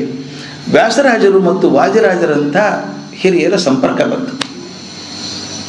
ಇದು ಬಹಳ ಮುಖ್ಯ ಸ್ವಾಮಿ ನಮ್ಮ ಜೀವನದಲ್ಲಿ. ಒಳ್ಳೆಯವ್ರನ್ನ ಆರಿಸ್ಕೊಂಡೇ ಹೋಗಬೇಕು, ಅವ್ರ ಜೊತೆಗೆ ಇರಬೇಕು. ಅದಿದ್ದರೆ ಲಾಭ ಎಷ್ಟು ದೊಡ್ಡದು ಅಂದರೆ ಗೊತ್ತಿಲ್ಲದ ಹಾಗೆ. ಈಗ ಪ್ರತ್ಯೂಷ್ ಅಂತವ್ರು ಒಂದು ತಾಸು ಮಾತಾಡಿದರೆ, ಆಚಾರ್ಯರು ಮಾತಾಡ್ತಾರೆ ಆದಮೇಲೆ ಅವ್ರೊಂದು ತಾಸು ಮಾತಾಡಿದರೆ ಒಂದು 10 ಪುಸ್ತಕ ಓದಿದಷ್ಟು ಜ್ಞಾನ ನಮಗೆ ಸಿಗುತ್ತೆ ಅಲ್ವಾ? ಆ ಪುಸ್ತಕ ಓದೋ ಭಾಗ್ಯ ನಮಗಿಲ್ಲ, ಆದರೆ ಅವ್ರ ಜೊತೆಗೆ ಮಾತಾಡಿದಾಗ 10 ಪುಸ್ತಕದ್ದು 100 ಪುಸ್ತಕದ್ದು ಜ್ಞಾನ ನಮಗೆ ಸಿಗುತ್ತೆ. ಹಾಗೆ ಆ ಒಳ್ಳೆಯವರ ಜ್ಞಾನಿಗಳಿದ್ದಾರಲ್ಲ, ಅವರವ್ರ ಸಂಪರ್ಕ ಇಟ್ಕೊಳ್ಳೋದು ಬಹಳ ಮುಖ್ಯ. ಇವ್ರದ್ದು ಕನಕದಾಸರಿಗೆ ಅನುಕೂಲ ಏನಾಯ್ತಂದರೆ, ವ್ಯಾಸರಾಜರು ವಾದಿರಾಜರು. ನಿನ್ನೆ ರಾತ್ರಿ ವ್ಯಾಸರಾಯರ ಬಗ್ಗೆನೇ ಮಾತಾಡ್ತಾ ಇದ್ವಿ ಸರ್ ನಾವು. ಎಂಥ ಜೀನಿಯಸ್ ಅನಿಸ್ಬಿಡ್ತದೆ ನಾನು ವ್ಯಾಸರಾಯರು. ಕಲ್ಪನೆ ಮಾಡ್ಕೊಳ್ಳಿ, ಆ ಕಾಲಕ್ಕೆ 16ನೇ ಶತಮಾನದಲ್ಲಿ 15ನೇ ಶತಮಾನದಲ್ಲಿ ವ್ಯಾಸರಾಯರಂಥ ಜೀನಿಯಸ್ ಕ್ರಾಂತ ದೃಷ್ಟಿ ಉಳ್ಳವರು. ಅವರು ಹೇಗೆ ಅಂದರೆ ವ್ಯಾಸಕೂಟ ಮತ್ತು ದಾಸಕೂಟ ಎರಡೂ ಮಾಡಿದರು. ಎಂಥ ಅದ್ಭುತ ಕೆಲಸ ಗೊತ್ತಾ? ವ್ಯಾಸಕೂಟ ಪಂಡಿತರು, ಜ್ಞಾನಿಗಳು, ಶಾಸ್ತ್ರಗಳನ್ನು ಓದಬೇಕು, ಹೊಸ ಹೊಸದನ್ನು ಕಂಡುಹಿಡಿಬೇಕು. ಅಲ್ಲಿ ನಾಲೆಜ್ ಕ್ರಿಯೇಷನ್, ಜ್ಞಾನ ಸೃಷ್ಟಿಯಾಗುವಂಥದ್ದು. ಬರೀ ಸೃಷ್ಟಿಯಾಗಿ ಗೋಡೌನಿಲ್ಟ್ರ ಪ್ರಯೋಜನ ಏನು? ಮುಟ್ಟಬೇಕಲ್ಲ ಜನರಿಗೆ. ಪುಣ್ಯಕ್ಕೆ ಅವರಿಗೆ ಪುರಂದರದಾಸರಂಥವ್ರು ಸಿಕ್ಕರು. ಗೆಜ್ಜೆ ಕಟ್ಟಿಕೊಂಡು ತಾಳ ಹಾಕ್ಕೊಂಡು ಮನೆ ಮನೆಗೆ ಹೋಗಿ ಕಿವಿಯಿಂದ ಕಿವಿಗೆ ಮುಟ್ಟಿಸಿದ್ರಲ್ಲ ವಚನಗಳ ಕೀರ್ತನೆಗಳ ಮೂಲಕ. ಅಂದರೆ ಒಂದು ಕಡೆ ಸೃಷ್ಟಿನೂ ಆಗ್ತಾ ಇರಬೇಕು, ಒಂದು ಕಡೆ ಪ್ರಸಾರನೂ ಆಗ್ತಿರಬೇಕು. ಅವು ಎರಡರ ಜವಾಬ್ದಾರಿಯನ್ನು ತಗೊಂಡವರು ವ್ಯಾಸರಾಯರು. ಆ ಹೊತ್ತಿಗೆ ಅವರ ಪುಣ್ಯ ಯಾತೇನಲ್ಲ, ಒಳ್ಳೆ ಶಿಷ್ಯರು ಸಿಗೋದು ಗುರುಗಳ ಪುಣ್ಯ, ಒಳ್ಳೆ ಗುರುಗಳು ಸಿಗೋದು ಶಿಷ್ಯರ ಪುಣ್ಯ. ಹಾಗೆ ಅವರಿಗೆ ಕನಕದಾಸರು ಪುರಂದರದಾಸರು ಅಂತವ್ರು ಸಿಕ್ಬಿಟ್ರಲ್ಲ, ಇವರು ಅವ್ರು ಏನೇನು ಸೃಷ್ಟಿ ಮಾಡಿದ್ರೋ ಅದನ್ನು ಸುಲಭವಾಗಿ ಕನ್ನಡದಲ್ಲಿ ಅರ್ಥ ಆಗುವ ಹಾಗೆ ಕೀರ್ತನೆಗಳನ್ನು ಬರೆದು ಮನೆ ಮನೆಗೆ ಕಿವಿಗೆ ಮುಟ್ಟಿಸಿದ್ರು. ನಿನ್ನೊಬ್ಬರು ಸಹೋದರಿ ನನ್ನ ಪ್ರಶ್ನೆ ಕೇಳಿದರು, ಇಕ್ಕಲಾರೆ ಕೈ ಎಂಜಲೋಡು ಅಂತ ಒಂದು ಮಾತಿದೆ. ಆ ಕವನ, ಅದು ದಾಸರ ಹಾಡು. ಇದು ಯಾಕೋ ಮನಸ್ಸಿಗೆ ಕಿರಿಕಿರಿ ಆಗತ್ತಲ್ಲ ಅಂತ ಅವರು ಬರೀತಾನೆ, ಹಂಗಾಯ್ತು ಹಿಂಗಾಯ್ತು, ಅದು ಮಾಡಲ್ಲ ಇದು ಮಾಡಲ್ಲ ಅಂತ. ಅದಕ್ಕೆ ಹೇಳಿದೆ ನಾನು, ಉದ್ದೇಶ ಏನು ಅಂದರೆ ಈ ಥರದ ಕಾರಣ ಕೊಟ್ಟು ಜನ ನಮ್ಮ ಭಿಕ್ಷೆ ಕೊಡಲ್ಲ ಅಂತ ತೋರಿಸ್ಬೇಕಾಯ್ತು. ಅಂದರೆ ಒಂದು ಹಾಡಿನ ಹಿಂದೆ, ಒಂದು ಸೊಲ್ಲಿನ ಹಿಂದೆ ಎಷ್ಟೊಂದು ಭಾವನೆಗಳಿದ್ದಾವೆ, ಚಿಂತನೆ ಇದ್ದಾವೆ ಅನ್ನೋದನ್ನು ಇಲ್ಲಿ ಮುಂದೆ ಒಂದು ಸಲ ಅವರು ಯಾವಾಗ ವ್ಯಾಸರಾಯರ ಪ್ರಭಾವಕ್ಕೆ ಬಂದರೋ, ವಾದಿರಾಜರ ಪ್ರಭಾವಕ್ಕೆ ಬಂದರೋ, ಅವರು ಬರೆದಂಥ ಹಾಡುಗಳೆಲ್ಲ ಪೂರ್ತಿ ಮಧ್ವ ಮತಕ್ಕೆ ಒಪ್ಪಿಸ್ಕೊಂಡಂಥದ್ದು. ಮುಂದೆ ಹಾಡು ಬಂದಿದ್ದು ಹೆಂಗಿದೆ ನೋಡಿ. ಒಂದು ಎಷ್ಟು ಹೊಗಳಲಿ ನಾನು ಎನ್ನೊಡೆಯ ನಿಮ್ಮ ವಿಶಿಷ್ಟ ಮಹಿಮೆಗಳನ್ನು ಸುಜನರಿಗೆ ಬಂದಿರುವ ಕಷ್ಟವಳಿಯಲ್ಲಿಗೆ ನೀನು ಸುರಕಾಮಧೇನು. ಸುರಕಾಮಧೇನು ಅಂತ ವರ್ಣಿಸ್ತಾರೆ ಮಧ್ವಾಚಾರ್ಯ. ಈ ಪ್ರಾಣತತ್ವದ 3 ಅವತಾರಗಳನ್ನು ಹೇಳ್ತಾ ಹೋಗ್ತಾರೆ. ವಿಷ್ಣುವೇ ಪರದೈವವೆಂದು ದುಷ್ಟ ರಾಕ್ಷಸರ ಕೊಂದೆ, ಸೃಷ್ಟಿಸಿ ಪಾಲಿಪ ಶ್ರೀರಾಮರ ಇಷ್ಟ ಭಕ್ತರುಗಳು ಶ್ರೇಷ್ಠನೆಂದೆನಿಸಿದೆ. ಯಾರ್ದು ಅಂತ ಗೊತ್ತಾಗುತ್ತೆ. ಶ್ರೀರಾಮನ ಭಕ್ತರುಗಳು ಇಷ್ಟ ಶ್ರೇಷ್ಠ ಅಂದರೆ ಹನುಮಂತ. ನಮಗೆ ಹನುಮದ್ ಭೀಮ ಮಧ್ವಾಂತರ್ಗತ ಅಂತ ಆಗಬೇಕು. 3 ಅವತಾರಗಳು. ಹನುಮಂತ ಮೊದಲನೇ ಅವತಾರ, 2ನೇದು ಭೀಮಸೇನ, 3ನೇದು ಮಧ್ವಾಚಾರ್ಯರು ಅಂತ ನಾವು ಶ್ರದ್ಧೆಯಿಂದ ನಂಬಿದ್ದು ನಾವು. ಅದ್ರ ಬಗ್ಗೆ ಹೆಂಗೆ ಬರೆದಿದ್ದಾರೆ, ಮೊದಲನೇದು ಹನುಮಂತ, 2ನೇದು ಮುಂದೆ 3 ಕಡೆ ಹೇಳ್ತಾರೆ. ಸಮರಿ ಹೆಂಗೆ ಮಾಡ್ತಾರೆ ಅಂದರೆ 3 ರೂಪವ ತಾಳಿ, 3 ರೂಪ ಹನುಮದ್ ಭೀಮ ಮಧ್ವ 3 ರೂಪವ ತಾಳಿ ಭೂರಿ ಯೋಗ್ಯರುಗಳಿಗೆ ಸಾರ ತತ್ವವ ಬೆಳೆದೆ, ಶರಣು ಹೊಕ್ಕ ಮನುಜರ ಘೋರ ಗುರಿತವ ಸೀಳ್ದೆ, ಧೀರತನು ದುರುದುಂಡಿ ನೀನು ಅಂತ ಮಾತು ಹೆಂಗೆ ಬರ್ತೇನೆ. 3ನೇದು 3 ಅವತಾರಗಳನ್ನು ಎತ್ತಿ ಬಂದೆ ನೀನು. ಮುಂದಿನ ಮಾತು ಭಾಳ ಚಂದ. ಅದು ಭೂರಿ ಯೋಗ್ಯರುಗಳಿಗೆ ಸಾರ ತತ್ವವ ಹೇಳಿದೆ. ತತ್ವ ಹೇಳಬೇಕು, ಯಾರಿಗೆ ಹೇಳಬೇಕು ಅವ್ರಿಗೆ ಹೇಳಬೇಕು ಅಲ್ವಾ. ಯಾರಿಗೆ ಹೇಳಿದ್ದು? ಭೂರಿ ಯೋಗ್ಯರಿಗೆ. ಯಾರು ಯೋಗ್ಯರಾಗಿದ್ದಾರೆ, ನಾವು ದಾನ ಕೊಡಬೇಕಾದ್ರೆ ಸತ್ಪಾತ್ರ ದಾನ ಮಾಡಬೇಕು ಅಂತ ಹೇಳ್ತೀವಿ, ಒಳ್ಳೆಯವರು ಕೊಡಬೇಕು ಅಂತ. ಹಾಗೆ ಜ್ಞಾನ ಕೊಡೋದು ಕೂಡ ಒಳ್ಳೆಯವರಿಗೆ ಕೊಡಬೇಕು. ಅದಕ್ಕೆ ಹೇಳ್ತಾರೆ ಭೂರಿ ಯೋಗ್ಯರುಗಳಿಗೆ ಸಾರ ತತ್ವವ ಬೆಳೆದೆ, ಶರಣು ಹೊಕ್ಕ ಮನುಜರ ಘೋರ ದುರಿತವ ಸೀಳಿದೆ, ಧೀರತನು ದುರದುಂಡೆ ನೀನು ಅಂತ ಮಧ್ವಾಚಾರ್ಯ ವರ್ಣನೆ ಮಾಡ್ತಾ ಬಂದರು. ಇನ್ನೊಂದು ಹಾಡಿದೆ, 3 ಅವತಾರಗಳನ್ನು ಸ್ಪಷ್ಟವಾಗಿ ಬೇರೆ ಬೇರೆ ಬೇರೆ ಬರೆಯುವಂಥದ್ದು. ಯಾಕೆ ಹೇಳಬೇಕು ಇವನಂತಂದರೆ, ಹೇಗೆ ಮನಸ್ಸು ಬದಲಾಗ್ತಾ ಹೋಯಿತು ಕನಕದಾಸರದು ಅಂತ. ಮೊದಲು ಬೇರೆ ಚಿಂತನೆ ಮಾಡ್ತಾ ಎಲ್ಲೋ ಒಂದು ಕಡೆ ಹರಿಹರಾದಿಗಳ ಬಗ್ಗೆ ಚಿಂತೆ ಮಾಡಿದವರು, ನಂತರ ಶ್ರೀ ವೈಷ್ಣವ ಪಂಥಕ್ಕೆ ತನ್ನ ಮನಸ್ಸನ್ನು ತೆತ್ತು ಅವರನ್ನ ಗುರುಗಳು ಅಂತ ಒಪ್ಕೊಂಡವರು, ನಂತರ ಈಗ ಮಧ್ವಮತವನ್ನು ಒಪ್ಕೊಂಡು ಕೊನೆವರೆಗೂ ಅದರಲ್ಲೇ ಇದ್ದರು. ಅದು ಹೇಗೆ ಬರೀತಾರೆ? ಜಯಮಂಗಲಂ ನಿತ್ಯ ಶುಭಮಂಗಲಂ, ವಾತ ಜಾತನೂ ಆಗಿ ಖ್ಯಾತಿಯಲ್ಲಿ ಮೆರೆದವಗೆ ವಾಯುಸುತ, ವಾತ ಜಾತನೂ ಆಗಿ ಖ್ಯಾತಿಯಲ್ಲಿ ಮೆರೆದವಗೆ ಸೇತುವೆಯ ಭರದಿಂದ ಲಂಘಿಸಿದಗೆ, ಭರದಿಂದ ಲಂಘನೆ ಮಾಡಿದವನು, ಸೀತೆಯನ್ನು ವಂದಿಸುತ್ತ ಉಂಗುರವನಿತ್ತವಗೆ, ದೈತ್ಯಪುರವನ್ನು ಭರದಲ್ಲಿ ಉರಿಸಿದವಗೆ.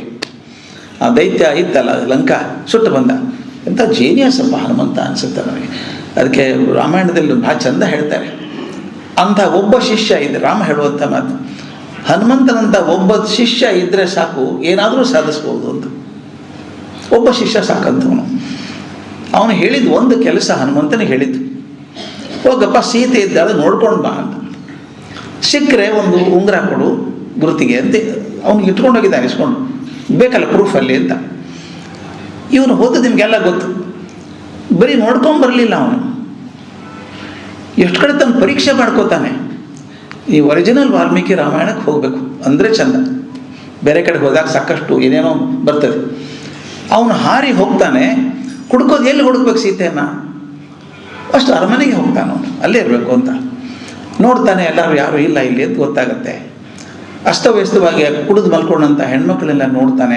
ಒಂದು ಕ್ಷಣ ಅಂತಾನೆ, ಬ್ರಹ್ಮಚಾರಿ ನೋಡ್ಬೋದಾ ಇದನ್ನೆಲ್ಲ ಅಂತಾನೆ. ತಾನೇ ಸಮಾಧಾನ ಹೋಗ್ತಾನೆ, ನನ್ನ ಮನಸ್ಸು ವಿಕಾರ ಆಗಿಲ್ಲ, ನನಗೇನು ತೊಂದರೆ ಇಲ್ಲ ಅಂತಾನೆ. ಕೊನೆಗೆ ಹೋಗಿ ಅಲ್ಲಿ ಮಂಡೋದರಿ ಮಲ್ಕೊಂಡಿದ್ದಾಳೆ. ಮಂಡೋದರಿ ಒಂದು ಕ್ಷಣ ನೋಡಿ, ಒಂದೇ ಒಂದು ಕ್ಷಣ ಓ ಸೀತೆ ಇದ್ದಾಳೆ ಅಂದ್ಕೋತಾನೆ. 2 ಕ್ಷಣ ಛೇ ಸೀತೆ ಇದ್ದರೆ ಇವನ ಹತ್ರ ಯಾಕೆ ಮಲ್ಕೋತಾಳೆ ಆಕೆ ಅಲ್ಲ. ಅಂದರೆ ಮಂಡೋದರಿ ಮುಖದ ಮೇಲೆ ಯಾವ ತೇಜ ಇತ್ತು ಅಂತ ಹೇಳಬೇಕಾಗಿದೆ ಅಲ್ಲಿ. ಆನಂತರ ರಾವಣ ಮಲ್ಕೊಂಡಿದ್ದಾನೆ. ಆಗಲೇ ಪ್ರತ್ಯೇಕ ಹೇಳಿದ್ರಲ್ಲ, ಯಾರೆಲ್ಲಾದರೂ ಒಳ್ಳೆಯದನ್ನು ಗುರುತಿಸೋ ಕಲ್ಕೋಬೇಕು ಅಂತ. ರಾವಣನ ನೋಡ್ತಾನೆ. ಅವನು ಹೇಳ್ತಾನೆ, ಇದೊಂದು ಗುಣ ಇಲ್ಲದೆ ಹೋಗಿದ್ರೆ ಈತ ಇಂದ್ರನಿಗಿಂತ ಚೆನ್ನಾಗಿದ್ದಾನೆ ಇವನು. ನನಗಿದನ್ನು ಭಾಳ ಮಾಸ್ತಿಯವ್ರು ಬೈದದ್ದು ಉಂಟು ನನಗೆ ಇದನ್ನು. ಅವ್ರ ಪಾತ್ರಗಳಲ್ಲಿ ಕೆಟ್ಟ ಪಾತ್ರ ಬರೋಲ್ಲ, ಅವ್ರ ಬರಹದಲ್ಲಿ ಕೆಟ್ಟ ಪಾತ್ರಗಳು ಭಾಳ ಕಮ್ಮಿ ಮಾಸ್ತಿಯವ್ರ ಬರಹದಲ್ಲಿ. ಒಂದ್ಸಲ ಕೇಳಿದೆ, ಕೆಟ್ಟವ್ರು ಇಲ್ವಾ ಸರ್ ಅಂತ ಕೇಳಿದೆ. ಇದ್ದಾರಾ ಅಂದರು. ಇದ್ದಾರಲ್ಲ ಸರ್ ಅಂದೆ. ಹೇಳಿ ಒಬ್ಬರನ್ನ ಅಂದರು. ಏನೋ ಒಂದು ದೈವ ಸರಿ ಇರಲಿಲ್ಲ, ರಾವಣ ಅಂದ್ಬಿಟ್ಟಿದ್ದೆ. ರಾವಣ ಕೆಟ್ಟವನೇನ್ರಿ ಅಂದರು. ಮತ್ತಲ್ವ ಸರ್ ಅಂದು, ಕೆಟ್ಟವನಲ್ರಿ ಅವನು, ಮಹಾವೇದ ಪಾರಂಗತ ಅವನು, ಎಷ್ಟು ಜ್ಞಾನ ಅವನಿಗೆ ಅಲ್ರಿ. ಎಷ್ಟು ಜನಕ್ಕೆ ಈಶ್ವರ ಆತ್ಮಲಿಂಗ ಕೊಟ್ಟಿದ್ದಾನೆ ಹೇಳ್ರಿ. ಈಶ್ವರನ ಹೊಲಿಸೋ ಸುಲಭ ಅಲ್ಲ. ತನ್ನ ಎದೆ ಸೀಳಿ ನರಗಳನ್ನು ಹೇಳ್ಕೊಂಡು ತಂತಿ ಮಾಡಿ ನುಡಿಸಿ ಈಶ್ವರನ ಹೊಲಿಸ್ಕೋಬೇಕಾದ್ರೆ ಸಣ್ಣವನೇನ್ರಿ ಅವನು. ಆತ್ಮಲಿಂಗ ಅವ್ರಿಗೆ ಸಿಕ್ಕಿದ್ದು. ನಾನು ಯಾಕಾದ್ರೂ ಹೇಳಿದ್ದಪ್ಪ ರಾವಣನ ಹೆಸರು ಅನ್ನೋಂಗೆ ಆಗ್ಬಿಡ್ತು. ಅಷ್ಟೆಲ್ಲ ಹೇಳಿಬಿಟ್ಟು ಆಯಿತು, ತಪ್ಪು ಮಾಡಿದ, ಸೀತಮ್ಮನ ಎತ್ಕೊಂಡು ಹೋದ, ಪಡೆದಾಗ ಕೊಂದು ಹಾಕಿದ, ಪರವಾಗಿಲ್ಲ ಅಂದರೆ is message was very clear. Condemn the act but not the condemn the person. Human being is a combination of both, ಎರಡೂ ಇರ್ತದೆ. ಅದನ್ನು ತಪ್ಪು ಮಾಡಿ ಬೈಬೇಡಿ, ತಪ್ಪಿಗೆ ಬೈರಿ ಅಂತ. ರಾವಣ ತಪ್ಪು ಮಾಡಿದ ಶಿಕ್ಷೆ ಪಡ್ಕೊಳ್ಳೋ, ತಪ್ಪೇನಿಲ್ಲ ಅದಕ್ಕೆ ಅಂತನೂ. ಆಗ ಅವನು ಹೋದಂತಲ್ಲಿ ನೋಡ್ತಾನೆ, ಅಲ್ಲೂ ಇಲ್ಲ. ನೀವು ದಯವಿಟ್ಟು ನನ್ನ ಮಕ್ಕಳಿಗೆ ಹೇಳ್ತೀನಿ, ಇದನ್ನು ತರುಣರಿಗೆ ಭಾಳ ಹೇಳ್ತೀನಿ ಹನುಮಂತನ ಉಪದೇಶ. ಅವ್ನಿಗೆ ಅನಿಸ್ಬಿಡುತ್ತೆ, ನಾನು ಹೋಗಿ ಏನು ಮಾಡಲಿ ವಾಪಸ್ಸಿನ ಅಂತಾನೆ. ಸೀತೆ ಸಿಗಲಿಲ್ಲ, ಎಲ್ಲ ಕಡೆ ಹುಡುಕಿದೆ, ನಾನು ಹೋಗಿ ರಾಮನಿಗೆ ಏನು ಹೇಳಲಿ, ಸೀತೆ ಸಿಗಲಿಲ್ಲ ಅಂತ ಹೇಳ್ಬಿಡ್ಲ. ಅವನು ದುಃಖಪಟ್ಟು ಸತ್ತೋದ್ರೆ ರಾಮ. ಲಕ್ಷ್ಮಣನ ಪ್ರಾಣ ಕಳ್ಕೊತಾನೆ. ಈ ಸುದ್ದಿ ಮುಟ್ಟಿದ್ರೆ ಅಲ್ಲಿ ಏನಾಗುತ್ತೆ, ಅವರು ಪ್ರಾಣ ಕಳ್ಕೊತಾರೆ. ಚೇಚೆ ಎಲ್ಲದಕ್ಕೂ ನಾನೇ ಕಾರಣ ಆಗ್ತೀನಲ್ಲ, ಹಾಗಾದ್ರೆ ನಾನು ಹೋಗೋದೇ ಬೇಡ, ಇಲ್ಲೇ ಕೂತ್ಕೊಂಡ್ಬಿಡ್ತೀನಿ ಸಮುದ್ರದ ಮೇಲೆ, ಪ್ರಾಣ ಕಳ್ಕೊಂಡ್ಬಿಡ್ತೀನಿ ಅಂತಾನೆ, ಇಲ್ಲೇ ಇದ್ಬಿಡ್ತೀನಿ ಅಂತಾನೆ. ನೋಡಿ, ಒಂದು ಕ್ಷಣ ಅಂತ ಧೀರನಾದ ಮನಸ್ಸಿಗೆ ಕೂಡ ಒಂದ್ಸಲ ಒಂದು ಮನಸ್ಸಿಗೆ ಕಳವಳ ಆಗುತ್ತೆ. ಅವನಂತಾನೆ, ಆಯಿತು ಇಷ್ಟೆಲ್ಲ ಆಗೋದಕ್ಕಿಂತ ಇನ್ನೇನೇನು ನೋಡಿಲ್ಲ, ನೋಡೋಣ ಜಾಗ ಅಂತ ಮೇಲೆ ಹಾಗೆ ನೋಡ್ತಾರೆ. ಒಂದು ಕಡೆ ತುಂಬ ಹಸಿರುವಾದ ಪ್ರದೇಶ ಇರುತ್ತೆ. ಅಲ್ಲಿ ಹೋಗಿ ನೋಡಿದಾಗ ಸೀತೆ ಸಿಗ್ತಾಳೆ. ಮುಂದೆ ಮಾತು ಬೇರೆ. ಅವನು ಅಷ್ಟಕ್ಕೆ ಬಿಡಲಿಲ್ಲ, ಸೀತೆಗೆ ಹುಡುಕಿದ, ಉಂಗುರ ಕೊಟ್ಟ, ಆ ಅಶೋಕವನವನ್ನು ಹಾಳು ಮಾಡಿದ, ಬಂದಂಥ ಸೈನಿಕರನ್ನು ಹೊಡೆದ, ಮಂತ್ರಿಗಳನ್ನ ಹೊಡೆದ, ಸೇನಾಪತಿಗಳನ್ನ ಕೊಂದು ಹಾಕಿದ. ಕೊನೆಗೆ ರಾವಣನ ಮುಂದೆ ಕೂತ್ಕೊಂಡ ನೋಡಬೇಕು ಅಂತ. ಸೈಕಾಲಜಿ ಎಷ್ಟು ಚೆನ್ನಾಗಿದೆ. ಅವನು ಕೂತ್ಕೊಂಡಾಗ ನೀ ಯಾರು ಅಂತ ಕೇಳ್ತಾನ ರಾವಣ. ನೀ ಯಾರು ಅಂತ ಕೇಳ್ತಾನೆ. ನಾನು ರಾಮನ ದಾಸ ಅಂತ ಹೇಳ್ತಾನೆ. ದಾಸೋಹಂ ರಾಮಚಂದ್ರಸ್ಯ ಅಂತ ಹೇಳ್ತಾನೆ. ಮತ್ತು ನೀನು ಏನಿದ್ದೀಯಲ್ಲಿ ಅವತ್ತ ನನ್ನಂಥ ಅಶಕ್ತ ಕಪಿಗಳು ಯಾರೂ ಇಲ್ಲ. ನಮ್ಮ ಇಡೀ ಆರ್ಮಿಯೊಳಗೆ, ಸೈನ್ಯದೊಳಗೆ ನನ್ನಷ್ಟು ಅಶಕ್ತರಾದವ್ರು ಯಾರೂ ಇಲ್ಲ, ಎಲ್ಲ ನನಗಿಂತ ಬಲಶಾಲಿಗಳೇ ಅಂತ. ಅವನ ತನ ಇದು ಅಶಕ್ತ ಆದದ್ದೇ ಹಿಂಗಿರ್ಬೇಕಾದ್ರೆ ಇನ್ನು ಪ್ರಬಲರಾದವ್ರು ಹೆಂಗಿರಬೇಕು? ಅದ್ರ ಮನಸ್ಸಲ್ಲಿ ಸೈಕಾಲಜಿ ಹುಡುಕ್ಬಿಟ್ಟು ಬರ್ಬೇಕು ಇದನ್ನು. ಅದು ಹಾಕಿ ಬಂದ. ಆಮೇಲೆ ಬಾಲ ಹಾಕಿ ಸುಟ್ಬಿಡು ಅಂತಂದರು. ನಾನು ಕೊಲ್ಲಬೇಕು ಅಂದ ಕೊಲ್ಲಬಾರ್ದು, ದೂತ ಅವನು ಅಂತಂದಾಗ ಬಾಲಕ್ಕೆ ಬೆಂಕಿ ಹೆಚ್ಚಿ ಅಂದರು. ಅವ್ರದ್ದೇ ಸೀಮೆ ಎಣ್ಣೆ, ಅವ್ರದ್ದೇ ಬಟ್ಟೆ, ಅವ್ರ ಊರೇ ಸುಟ್ಟು ಬಂದ. ಅಂದರೆ ಎಷ್ಟು ಸೃಷ್ಟಿ ಮಾಡೋದು. ಒಂದು ಕೆಲಸ ಹೇಳಿದ್ದು, ಒಬ್ಬ ಆಂಜನೇಯ ಎಂಥ ಶಕ್ತಿಶಾಲಿ ಅನ್ನೋದನ್ನು ಅಷ್ಟು ಚಂದವಾಗಿ ಸುಂದರಕಾಂಡದಲ್ಲಿ ಹೇಳ್ತಾರೆ. ಚೆನ್ನಾಗಿದೆ ನೋಡಿ ಅದು. ದೈತ್ಯಪುರವನ್ನು ಭರದಲ್ಲಿ ಉರಿಸಿದವಗೆ. ಮುಂದೆ ಎರಡನೇದ್ದು, ವಸುಧೆಯಲ್ಲಿ ಕುಂತಿ ನಂದನನಾಗಿ ಉದಿಸಿದವಗೆ, ಕುಸುಮವನ್ನು ತಂದು ದ್ರೌಪದಿಗೆ ಕೊಟ್ಟವಗೆ. ಎಷ್ಟು ಚೆನ್ನಾಗಿ ಸೌಗಂಧಿಕ ಪುಷ್ಪದ ಪ್ರಸಂಗ, ಎಷ್ಟು ಚೆನ್ನಾಗಿದೆ ಪ್ರಸಂಗ ಅದು. ಅಂಥ ಧರ್ಮರಾಜ ಇದ್ದ, ಮಾತೆತ್ತಿದರೆ ಧರ್ಮ ಹೇಳುವಂಥ ಗಂಡ. ಇನ್ನೊಬ್ಬ ಅರ್ಜುನ, ಲೋಕಾದಿವೀರ, ಜಗತ್ವೀರ. ಅವನು ಎಂಥ ಶಕ್ತಿಯಿಂದ ಬಾಣ ಕೊಡ್ತಾರೆ, ಎಲ್ಲಿಂದ ಬಾಣ ಹೊಟ್ಟು ತರ್ಬೋದಾಗಿದ್ದ ಅವನು. ನಕುಲ ಸಹದೇವ ಚಂದ ಇದ್ದವನು. ಎಲ್ಲರೂ ದ್ರೌಪದಿ ಸಮಸ್ಯೆ ಬಂದಾಗ ಹೋಗೋದು ಭೀಮನ ಕಡೆಗೆ, ಭೀಮನೇ ಸಾಲ್ವ್ ಮಾಡಬೇಕು. ಕೀಚಕ ಆಗಲಿ ಯಾರೇ ಆಗಲಿ ಭೀಮನೇ ಸಾಲ್ವ್ ಮಾಡಬೇಕು. ಅದಕ್ಕೆ ಹೇಳ್ತಾಳೆ, ಕುಸುಮವನ್ನು ತಂದು ದ್ರೌಪದಿಗೆ ಇತ್ತವನೇ, ಕುಶಲತನದಲ್ಲಿ ಕೌರವಾದಿಗಳ ಸಂಹರಿಸಿ ಅಸಹಾಯ ವೀರ ಶ್ರೀ ಭೀಮಸೇನನಿಗೆ. ಎರಡನೇ ಸೊಲ್ಲು. ಮೂರನೇದು, ಮಧ್ಯಗ್ರಹದಾತನ ಸತಿಯಲ್ಲಿ ಉದಿಸಿದವಗೆ. ಮಧ್ವಾಚಾರ್ಯ ಜೀವನ ಚರಿತ್ರೆ ಗೊತ್ತಿದ್ದವರಿಗಿರ್ತದೆ. ಮಧ್ಯಗೇಹರು ಅಂತ, ನಡಿಲ್ಲಾಯ ಅಂತ, ಅಂದರೆ ನಡುವಿನ ಮನೆ ಅಂತ. ನಡುವಿನ ಮನೆ ನಮ್ಮ ಕಡೆಯಲ್ಲಿ ಉತ್ತರ ಕರ್ನಾಟಕ ಕಡೆ ಭಾಳ ಕಾಮನ್ ಅದು. ಮೂಲಿ ಮನೆ, ಮೂಲೆಯಲ್ಲಿರುವಂಥ ಮನೆ, ನಡುವಿರುವಂಥ ನಡಮನೆ, ಕಡೆಗಿರೋದು ಕಡೆ ಮನೆ, ಹೀಗೆಲ್ಲ ಹೆಸರು. ಹಾಗೆ ನಡಿಲಾಯ ಅಂತ, ಮಧ್ಯಗೇಹ ಅಂತ. ಅವ್ರು ನಾರಾಯಣ ಭಟ್ರು, ಅವರ ತಾಯಿ ಹೆಂಡತಿ ಹೆಸರು ಸ್ಪಷ್ಟವಾಗಿ ಗೊತ್ತಾಗಲ್ಲ. ಕೆಲವು ಕಡೆ ವೇದವತಿ ಅಂತಾರೆ, ಕೆಲವು ಕಡೆ ಸತ್ಯವತಿ ಅಂತ ಹೇಳ್ತಾರೆ. ಅದಕ್ಕೆ ಹೇಳ್ತಾರೆ, ಮಧ್ಯಗ್ರಹದಾತನ ಅವ್ರ ತಂದೆ ಸತಿಯಲ್ಲಿ ಉದಿಸಿದವಗೆ, ಬೌದ್ಧ ಚಾರ್ವಾಕ ಮಾಯೆಗಳ ಜರಿದವಗೆ, ಮಧ್ವ ಶಾಸ್ತ್ರವನ್ನೆಲ್ಲ ಸಜ್ಜನರಿವರಿದವರಿಗೆ, ಮುದ್ದು ಶ್ರೀ ಆದಿಕೇಶವನ ಭಜಕನಿಗೆ. ಅಂದರೆ ಈ ಹೊತ್ತಿಗೆ ಬರೋ ಹೊತ್ತಿಗೆ ಪೂರ್ತಿ ಅವರ ಮನಸ್ಸು ಮಧ್ವ ಸಿದ್ಧಾಂತಕ್ಕೆ ಒಪ್ಕೊಂಡಿತ್ತು, ಮಧ್ವಾಚಾರ್ಯನ ಗುರುಗಳು ಅಂತ ಒಪ್ಕೊಂಡಿದ್ರು ಅಂತ. ಇನ್ನೊಂದು ಹಾಡಿದೆ, ಕೊನೆ ಸ್ವಲ್ಪ ಮಾತ್ರ ತಗೋತೀನಿ, ಎಷ್ಟು ಚೆನ್ನಾಗಿದೆ ನೋಡಿ. ಇಲ್ಲಿ ಏನು ಬಂತು ಸ್ವಲ್ಪ ಗಮನ ಇಟ್ಟು ನೋಡಿ. ಮಧ್ಯಗ್ರಹದಾತನ ಸತಿಯಲ್ಲಿ ಉದಿಸಿದಗೆ, ಬೌದ್ಧ ಚಾರ್ವಾಕ ಮಾಯೆಗಳ ಜರಿದವಗೆ, ಮಧ್ವ ಶಾಸ್ತ್ರವನ್ನೆಲ್ಲ ಸಜ್ಜನರಿಗೆ ಒರೆದವನಿಗೆ. ಇದು ಮೂರನೇ ಸಾಲು. ಮಧ್ವ ಶಾಸ್ತ್ರವನ್ನೆಲ್ಲ ಸಜ್ಜನರಿಗೆ ಒರೆದ. ಮನಸ್ಸಲ್ಲಿ ಇಟ್ಕೊಳ್ಳಿ ಇದನ್ನು ಸ್ವಲ್ಪ. ಇನ್ನೊಂದು ಪದ್ಯ ಅಂಥದ್ದೇ ಇದೆ. ಅದರ ಕಡೆಗೆ ಏನು ಬರುತ್ತೆ? ಕಲಿಯ ಯುಗದಲ್ಲಿ ತುರಿಯಾಶ್ರಮವನ್ನೇ ಧರಿಸಿ ಕಲುಷಿದ ಮಾಯೆಗಳನ್ನೆಲ್ಲ ಗೆಲಿದು ಖಿಲವಾದ ಮಧ್ವಮತ ಬಲಿದೆನಿಸಿ ವರ ಕಾಗಿ ನೆಲೆಯ ಆದಿಕೇಶವನೇ ಪರದೈವವೆಂದವಸ. ಅದು ಹೆಂಗಿದೆ ನೋಡಿ. ಇದು ಈ 3ನೇ ಸಾಲು ಇಲ್ಲೇನಿದೆ? ಮಧ್ವ ಶಾಸ್ತ್ರವನ್ನೆಲ್ಲ ಸಜ್ಜನರಿಗೆ ಒರೆದವನೇ. ಮಧ್ವ ಶಾಸ್ತ್ರವನ್ನು ಎಲ್ಲ ಸಜ್ಜನರಿಗೆ ಕೊಟ್ಟವನು ನೀನು ಗುರುಮಧ್ವರು ಅಂತ ಹೇಳ್ತಾರೆ. ಇಲ್ಲಿ ಖಿಲವಾದ ಮಧ್ವಮತ ಬಲಿದೆನಿಸುವುದು. ಖಿಲ ಅಂದ್ರೆ ಏನು? ಹಾಳಾದದ್ದು, ಜಾಳಾಗಿ ಹೋದದ್ದು. ಇಲ್ಲಿ ಖಿಲವಾದ ಮಧ್ವಮತ ಅಂದ್ರೆ ಏನರ್ಥ? ಇದನ್ನು ಬನ್ನಂಜಿಯವರು ಸಂಶೋಧನೆ ಅಂತ ಹೇಳಬೇಕು. ನಿಜವಾಗ್ಲೂ ಹೇಳಬೇಕು, ಸಂತೋಷ ಆಗುತ್ತೆ ನೆನೆಸ್ಕೊಂಡಾಗ. ನಾವು ಮಹಾಭಾರತ ತತ್ವದ ನಿರ್ಣಯದಲ್ಲಿ ಹೇಳ್ತಾರೆ ಅದಕ್ಕೇನು ಸಮಸ್ಯೆ, ಉತ್ತರ ಏನು ಅಂತ ಹುಡುಕ್ಬೇಕು. ಅವ್ರು ಹೇಳ್ತಾರೆ, ನಾವು ಸಾಮಾನ್ಯವಾಗಿ ಒಂದು ಶಾಸ್ತ್ರ ಅದನ್ನೇ ಓದ್ಕೊಂಡು ಹೋಗ್ತೀವಿ, ಇನ್ನೊಂದು ಶಾಸ್ತ್ರದ ಅದೇ ಬಂದಾಗ ಕಂಪ್ಯಾರಿಸನ್ ಮಾಡಲ್ಲ ನಾವು. ಇಲ್ಲಿ 2 ಬೇರೆ ಬೇರೆ ಪದ್ಯಗಳಿವು ಕನಕದಾಸರದು. ಅಲ್ಲಿ ಬಂದಿರೋ ಸಾಲು ಇಲ್ಲಿ ಬಂದಿರೋ ಸಾಲನ್ನು 2 ತೋರಿಸಿ ಬರೀತಾರೆ, ಚಂದ ಬರೀತಾರೆ ನೋಡಿ. ಈ ಖಿಲವಾದ ಮಧ್ವಮತ ಅಂದ್ರೇನು? ಮಧ್ವಮತ ಆಗಲೇ ಇದ್ದಿದ್ರೆ ಖಿಲವಾಗಿ ಹೋಗಿದೆ ಅಂದಂಗೆ ಆಯ್ತಲ್ಲ. ಅದು ಅಂದರೆ ಜಾಳಾಗಿ ಹೋಗ್ಬಿಟ್ಟಿದೆ, ಹಾಳಾಗಿ ಹೋಗಿದೆ ಅಂದಂಗೆ ಆಯ್ತು. ಹಾಗಿದ್ರೆ ಮಧ್ವಮತ ಹಾಳಾಯಿತು ಅಂತ ಹೇಳ್ಬೇಕಾ? ಹಾಗಲ್ಲ. ಅದಕ್ಕೆ ಆನ್ಸರ್ ಎಷ್ಟು ಚಂದ ಕೊಡ್ತಾರೆ. ಮಧ್ವಶಾಸ್ತ್ರವನ್ನೆಲ್ಲ ಒರೆದವರಿಗೆ ಕರೆಕ್ಟ್. ಅದು ಮಧ್ವಶಾಸ್ತ್ರ ಎಲ್ಲರಿಗೂ ಹೇಳಿದೆ ಕರೆಕ್ಟು. ಇಲ್ಲಿ ಖಿಲವಾದ ಮಧ್ವಮತ ಬಲಿದೆನಿಸಿ, ಮಧ್ವಮತ ಖಿಲ ಆಯಿತು ಅಂದರೆ ಹೇಗೆ ಅಂತ ಹೇಳ್ತಾರೆ. ಅನಲೈಸ್ ಹೆಂಗೆ ಮಾಡಬೇಕು ಅಂತ. ಮಧ್ವ ಪದದ ಶಬ್ದದ ಅರ್ಥ ಏನು? ಮಧ್ವ ಪದದ ಶಬ್ದ ಅರ್ಥ, ಅದಕ್ಕೆ ಮೂಲ ಮಧು. ಮಧು ಅಂದರೆ ಬರೀ ಸಿಹಿ ಅಂತಲ್ಲ, ಆನಂದದಾಯಕವಾದದ್ದು. ಮಧು ಆನಂದದಾಯಕವಾದಂಥದ್ದು. ಅಂದರೆ ಅರಿವು. ಮಧ್ವ ಅಂದರೆ ಭಗವಂತನ ಅರಿವನ್ನು ಕೊಟ್ಟು ಆನಂದದ ಪರಿಧಿಯನ್ನು ವಿಸ್ತರಿಸುವಂಥ ಮತ. ಎಷ್ಟು ಚೆನ್ನಾಗಿದೆ ನೋಡಿ. ಅರಿವನ್ನು ಕೊಟ್ಟು ಮಧ್ವಮತವನ್ನು ತಿಳಿಸುವಂಥದ್ದು. ಖಿಲವಾದ ಮಧ್ವಮತ ಅಂದರೆ ಆ ಹೊತ್ತಿಗೆ ಅಸಂಗತವಾಗಿ ಕಂಡಿತ್ತು, ಜನರಿಗೆ ಗೊತ್ತಿರಲಿಲ್ಲ. ಸಂತೋಷವಾಗಿರೋದು ಹೇಗೆ, ಅರಿವನ್ನು ಪಡ್ಕೊಳ್ಳೋದು ಹೇಗೆ ಅಂತ ಗೊತ್ತಿರಲಿಲ್ಲ. ಅದನ್ನು ಕಲಿಸಿಕೊಟ್ಟವ್ರು ಇವರು. ಕೆಲಸ ತಪ್ಪು ತಿಳ್ಕೊಳ್ಳೋ ಅವಕಾಶ ಇದೆ. ಖಿಲವಾದ ಮಧ್ವಮತ ಅಂದರೆ ಏನರ್ಥ? ಮಧ್ವಮತ ಆಗಾಗಲೇ ಜಾಳಾಗಿ ಹೋಗಿತ್ತು ಅಂತ. ಹಾಗಾಗಲಿಲ್ಲ. ಅದು ಸಂತೋಷವನ್ನು ಕೊಡುವಂಥ, ಅರಿವನ್ನು ಕೊಡುವಂಥ ಮತ ಅಶಕ್ತ ಆಗಿತ್ತದು. ಗೊತ್ತಿರಲಿಲ್ಲ ಜನಕ್ಕೆ. ಅದನ್ನು ಶಕ್ತಿ ತುಂಬಿ ಬೆಳೆಸಿದವರು ಮಧ್ವಾಚಾರ್ಯರು ಅಂತ. ಅದು ಬಹಳ ಚಂದ ಹೇಳ್ತಾರೆ. ಆಮೇಲೆ ಇನ್ನೊಂದು ಮುಂದೆ ತಗೊಂಡಾಗ ಆಚಾರ್ಯ ಮಧ್ವರ ಸಿದ್ಧಾಂತಗಳನ್ನು ಕನಕದಾಸರು ಹೇಗೆ ತಂದರು ಒಳಗಡೆ ಅಂತ. ನಮ್ಮಲ್ಲಿ ತಾರತಮ್ಯ ಅಂತಿದೆ, ದೇವತಾ ತಾರತಮ್ಯ ಅಂತ. ಮಧ್ವಾಚಾರ್ಯ ಪಂಥದಲ್ಲಿ ಬಹಳ ಮುಖ್ಯ. ಎಲ್ಲರೂ ಒಂದೇ ಲೆವೆಲಲ್ಲಿ ಇಲ್ಲ. ನಾರಾಯಣ ಒಂದು ಹಂತ, ಮುಂದೆ ಯಾರ್ಯಾರು ಲಕ್ಷ್ಮಿಯಲ್ಲಿ ಬರ್ತಾಳೆ, ಬೇರೆ ಬೇರೆ ತಾರತಮ್ಯ ಇದೆ. ಇದೇ ಪ್ರಶ್ನೆ ಬರೋದು, ತಾರತಮ್ಯ ಯಾಕೆ ಬಂತು ಅಂತ. ಆ ಸ್ಥಾನ ಗೌರವ, ಆ ಸ್ಥಾನದಲ್ಲಿದ್ದಾರೆ ಅವರು, ಎತ್ತರದ ಸ್ಥಾನದಲ್ಲಿದ್ದಾರೆ. ಅದನ್ನು ಕನಕದಾಸರು ಹೇಗೆ ಹೇಳ್ತಾರೆ ಅಂತ ಸಾಮಾನ್ಯ ಮೇಲ್ನೋಟ ನೋಡೋದು ಗೊತ್ತಾಗಲ್ಲ ನಮಗದು. ನಮಗೆ ಬನ್ನಂಜಿ ಅಂತವ್ರು ಹೇಳಿಕೊಟ್ರೆ ಗೊತ್ತಾಗುವಂಥದ್ದು. ಈ ಪದ್ಯ ಹೇಗಿದೆ ನೋಡಿ. ತಾರತಮ್ಯ ಗೊತ್ತಿದ್ದವ್ರಿಗೆ ಎಷ್ಟು ಚೆನ್ನಾಗಿ ಬರುತ್ತೆ. ಬಲ್ಲವರೇ ಬಲ್ಲರು ಎಲ್ಲವರು ಅರಿಯರು.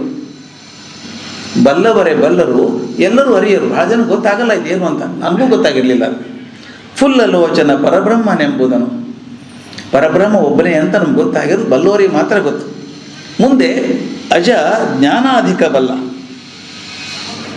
ಅಜ ಜ್ಞಾನಾಧಿಕ ಬಲ್ಲ, ಅನಲ ಸ್ನೇಹಿತ ಬಲ್ಲ, ಗಜ ಚರ್ಮಾಂಬರ ಬಲ್ಲ, ಗರುಡ ಬಲ್ಲ, ಭುಜಗೇಶ್ವರ ಬಲ್ಲ, ಭೂರಿ ಲೋಚನ ಬಲ್ಲ, ತ್ರಿಜಗದ ಅಧಿಪತಿ ತ್ರಿವಿಕ್ರಮನೆಂಬನು ಅಂತ.